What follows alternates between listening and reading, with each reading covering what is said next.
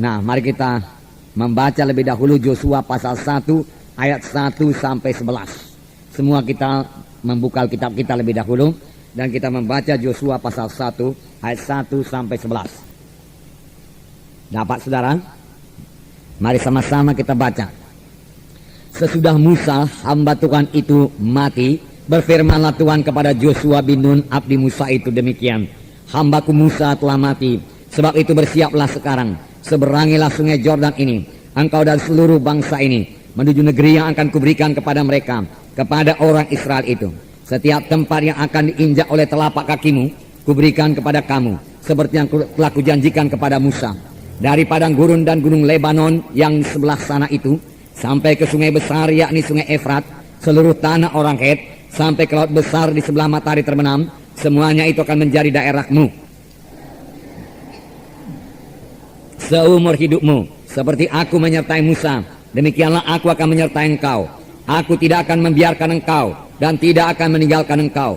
Kuatkan dan teguhkanlah hatimu, sebab engkaulah yang akan memimpin bangsa ini memiliki negeri yang kujanjikan dengan bersumpah kepada nenek moyang mereka untuk diberikan kepada mereka. Hanya kuatkan dan teguhkanlah hatimu dengan sungguh-sungguh. Bertindaklah hati-hati sesuai dengan seluruh hukum yang telah kuperintahkan kepadamu oleh hambaku Musa.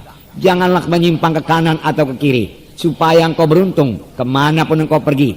Janganlah engkau lupa memperkatakan kitab Taurat ini, tetapi renungkanlah itu siang dan malam, supaya engkau bertindak hati-hati sesuai dengan segala yang tertulis di dalamnya. Sebab dengan demikian perjalananmu akan berhasil dan engkau akan beruntung.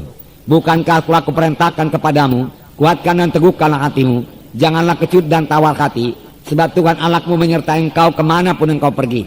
Lalu Yosua memberi perintah kepada pengatur-pengatur pasukan bangsa itu, katanya, jalanilah seluruh perkemahan dan perintahkanlah kepada bangsa itu demikian, sediakanlah bekalmu, sebab dalam 3 hari kamu akan menyeberangi sungai Yordan ini untuk pergi menduduki negeri yang akan diberikan Tuhan Allahmu kepadamu untuk diduduki. Nah, saudaraku, di sini dikatakan, kita baca lembaran kita sebentar. Sesudah Musa mati, Yosua menghadapi satu tantangan yang paling besar dalam hidupnya. Tuhan mau pekerjaannya berjalan terus. Janji-janjinya pasti digenapi pada bangsa Israel. Oleh sebab itu Tuhan perlu seorang pemimpin baru yang akan memimpin orang Israel memasuki tanah Kanaan. Dan Yosua bin Nun telah dipilih Tuhan untuk tugas tersebut. Kita dapat mengerti bagaimana reaksi Yosua menghadapi tantangan tersebut.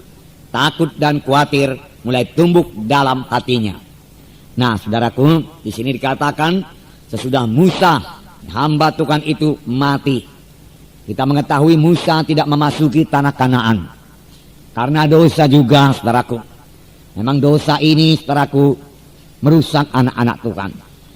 Pada orang-orang yang belum lahir baru, saudaraku, dosa itu, saudaraku, merusak mereka. Sebenarnya mereka ciptaan Tuhan yang begitu indah, tetapi telah hilang kemuliaan Allah, dirusak oleh dosa. Dosa itu memang jahat, saudaraku. Oleh sebab itu sebagai anak-anak Tuhan juga, kita ini semua perlu menolak dosa, menghindari dosa. Kita ini, saudaraku, bangsa pilihan Tuhan. Tuhan berkata, hendaklah kamu kudus karena aku kudus. Tuhan yang kita sembah itu Tuhan yang suci, saudaraku. Dia tidak bisa, saudaraku, kompromi dengan dosa. Dia senantiasa menolak dosa. Nah, Musa berbuat dosa. Musa sangat dikasihi Tuhan, saudaraku. Musa bicara muka dengan Tuhan. Dia begitu rapat dengan Tuhan. Tetapi Tuhan, saudaraku, berpegang kepada firman-Nya, berpegang kepada kesuciannya. Oleh sebab itu, pada akhir hayat Musa, Tuhan berkata, naiklah engkau ke puncak gunung Pisgah. Ini pembacaan dalam kitab kita. Lalu lihatlah tanah Kanaan, katanya. Seluruh tanah Kanaan lihatlah, karena engkau tidak masuk ke dalamnya. Nah, saudaraku yang kekasih dalam nama Yesus, Musa, saudaraku, mengikuti, saudaraku. Dia naik ke atas gunung Pisgah dan memandang tanah Kanaan. Kemudian Musa berangkat ke sorga. Nah, tidak diketahui kuburan Musa. Banyak penafsir Alkitab berkata Tuhan sendiri menguburkannya. Saudara, karena kalau kuburannya ada, saudaraku, kemungkinan besar, saudaraku, bangsa Israel akan tetap memuja dia sampai sekarang. Karena firman Tuhan berkata, tidak ada hamba Tuhan lain yang muncul yang lebih besar dari Musa. Dalam hal muka dengan Tuhan, dalam hal tanda ajaib dan mujizat. Tidak ada lagi hamba Tuhan di Israel yang lebih besar daripada Musa. Itu sebabnya saudaraku, waktu Joshua mau menggantikan Musa, saudaraku, Joshua sedikit takut dan khawatir, saudaraku. Bagaimana menggantikan orang yang tidak ada tandingannya, saudaraku? Ya, tidak muncul lagi, Tuhan bilang, seperti Musa. Dan Joshua disuruh menggantikannya dan memimpin bangsa Israel yang besar. Bangsa Israel ini, saudaraku, pernah berontak kepada Musa. Sedangkan Musa, hamba Tuhan yang begitu besar, mereka berani memberontak. Apalagi kepada Joshua, saudaraku. Mereka berkata, Musa, apakah kurang kubur di Mesir, makanya engkau bawa kami kemari? Di sini air tidak ada, di sini makanan tidak ada. Kami rindu akan semangka Mesir, bawang merah, bawang putih di Mesir, dia katakan, saudaraku. Dia berontak. Tetapi Tuhan berkata, mereka bukan memberontak kepadamu, mereka berontak kepadaku. Nah, saudaraku yang kasih dalam nama Yesus. Jadi Musa mati, saudaraku. Tetapi syukur ada penerusnya, saudaraku. Ada muridnya, saudaraku. Biar semua kita punya murid, saudaraku. Walaupun kita belum mati, saudaraku. Haleluya, saudara. Nah, saudaraku yang kasih dalam nama Yesus. Firman Tuhan berkata, muridkan, saudaraku. Pemimpin SKS bagus punya murid, saudaraku, supaya SKS-nya bisa terbelah menjadi dua, saudaraku. Ya. Bukan mesti mati dulu baru punya murid, saudaraku. Nah, saudara, kalau mahasiswa yang sudah kitab Rema, dia sudah mengetahui bagaimana persiapan Joshua ini. Sangat matang sebetulnya, saudaraku, untuk menggantikan Musa, saudaraku. Luar biasa bentukan Tuhan kepada Joshua, saudaraku. Nah, saudaraku yang kasih dalam nama Yesus. Jadi Musa mati. Ya. Dia mati sebagai hamba Tuhan. Dan firman Tuhan berkata, saudaraku, Musa berumur 120 tahun ketika ia mati. Matanya belum kabur, kekuatannya belum hilang.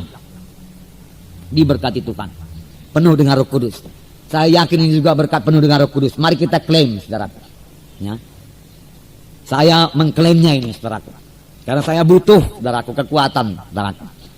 Karena firman Tuhan berkata, jikalau roh dia, roh Yesus, Roh Kudus yang membangkitkan Yesus dari kematian tinggal dalam kamu, maka roh yang membangkitkan Yesus dari kematian akan menghidupkan tubuh-tubuh kamu yang fana ini.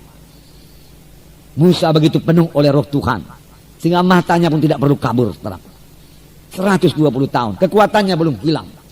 Demikian juga kita lihat, saudaraku, orang-orang percaya yang ikut bersama dengan Musa, yaitu Joshua dan Kaleb.